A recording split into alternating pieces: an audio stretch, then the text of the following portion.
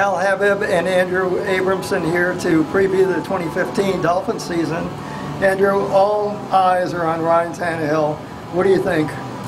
I think he's going to have his best year yet. I mean, you look at last year and you saw a quarterback really developing, really growing. The one weakness we really saw was that deep ball, also the pocket presence. At least in the preseason, if this is any indication, we're seeing that grow. We're seeing him connecting a little more on the deep ball. We've seen it in training camp as well. I think he's more consistent, and I think he's getting rid of the ball quicker. So you look at last year, and he was just kind of hitting that upper echelon of NFL quarterbacks. I think he can get into that group this year, and I really like the group of receivers around him. I do too.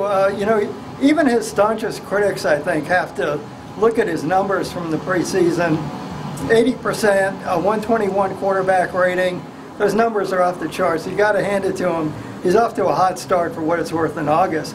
Running backs, what do you think about that? Lamar Miller has a lock on that position. Yeah, but I think it's going to be the same as what we've seen the last couple years, where he's going to get, maybe those 13, 14 carries a game. I still don't think he's going to be a workhorse running back in the sense getting 18 to 20 carries a game. And I think the way it's looking now, I like the other group of running backs they have, and I think Damian Williams is going to be the goal line guy. I think he's going to take away some touchdowns from Lamar Miller. I think he's going to be the third down back. I think LaMike James, as he's called now, I think LaMike is going to be active. And I think, with this offense, this is Bill Lazor's offense. He learned a lot of it from Chip Kelly, and you got to remember, LaMike James had his best success at Oregon in that Chip Kelly offense. I think it's suited to him.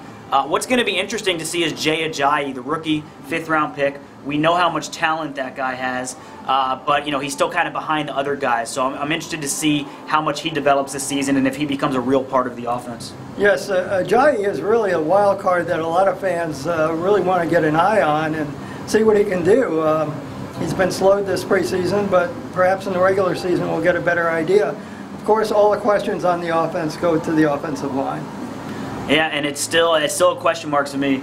I mean, you talk about the guards. It's looking like right now Dallas Thomas and Jamil Douglas are the guards. I know Dallas Thomas has had a pretty good training camp preseason, but is still a guy that has struggled when he's actually been out there in the past in regular season games. Jamil Douglas is a rookie. You never know what to expect. And Brandon Albert, I mean, as good as this guy was, we don't know exactly when he's coming back. And even if he is ready for the season opener, he might not be himself, and he has said that. He doesn't know after coming off that ACL and MCL tear how strong that knee is going to be. Is he going to be that Pro Bowl level player again? Now, Mike Pouncey, you got to like having him at center, Jawan James at right tackle, but I still think it's probably the weakest link on this team. I don't think it's fair for fans to expect Brandon Albert to be Brandon Albert right off the bat. I think it is going to take some time. I think that someday he'll look back and say, yeah, I'm not quite right to start the 2015 season, but he'll come around, and I think by the midpoint of the year, he'll start to look more like Brandon Albert. Defensive line, there's a whole lot to like there. Yeah, I mean, geez. You added Ndamukong Suh to a line that already had Cam Wake, perennial Pro Bowler, and we know what Suh's going to do. You see it in the games. I mean, I just watch this guy. You put the binoculars on him, you just stare at him, you see what a difference maker he is. He's big, he's agile, he opens it up for everybody else, he commands so much attention. It's going to make everybody better. I mean, you think about Earl Mitchell, who last year I thought was a very average defensive tackle. I think he's in for a big year. Olivier Vernon at defensive end, after his sacks dropped from 11.5 to 6.5, I think he's going to go back up. I think Cam Wake, he's getting up there in age, he hasn't shown signs of it yet, but I think he could have one of his best seasons yet. Even the depth at the line, you talk about the Derek Shelby's, Terrence Faday's, I just think it's going to be a really special defensive line that is top 5 in the league and has a chance to be as good as anybody. Someone asked me if I thought that Ndamukong Suh might take the money and kind of slack off, sort of like an Albert Hainsworth did, and I thought that was crazy. If you watch this guy in practice, he doesn't take a play off, even on a practice field. He's going to try to earn every penny of that salary, and he's going to have a good impact, I think, on everybody around him. What about the linebackers? That's sort of a position that there are a lot of questions there, too. Yeah, I thought they were going to address linebacker in free agency or the draft, really bring somebody in. And they did get some undrafted rookie linebackers. But I thought they were going to maybe go second round, get a middle linebacker, get somebody in free agency. But I think they're banking on this defensive line being so good that, you know, they can mask maybe some deficiencies at linebacker, that they feel like they're good enough with what they have.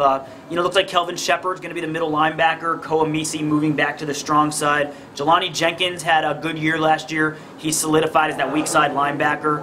I just think it's not a great unit, but I do think the front four is going to be so good that I think the linebackers will be okay.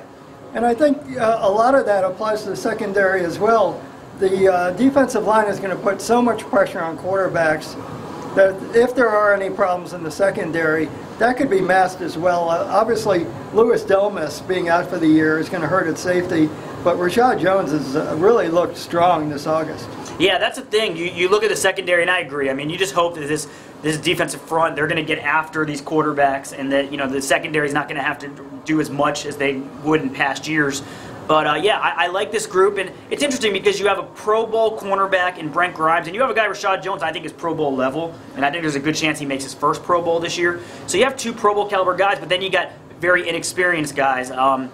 You got Walt Aikens right now starting for Louis Delmas, and looks like Jamar Taylor, you know, if he's healthy, he's going to be there, but he's a guy who has a lot of talent, hasn't really proven it because of his health issues. But I do think when you have two Pro Bowl caliber players in there, I think they're going to be all right. But I'll tell you what, they're one injury away from being a real concern in that defensive backfield. They are, but now it's time to put both of us on the spot. What do we expect out of the 2015 Dolphins? Oh, man. You know, I haven't quite gotten to that breakdown each game yet, but I'm going to go with 10-6. I mean, I think this is a team that is going to fight for the playoffs. I still think New England, you got to make them the favorites in the AFC East, although I think the Dolphins have a chance to win the division.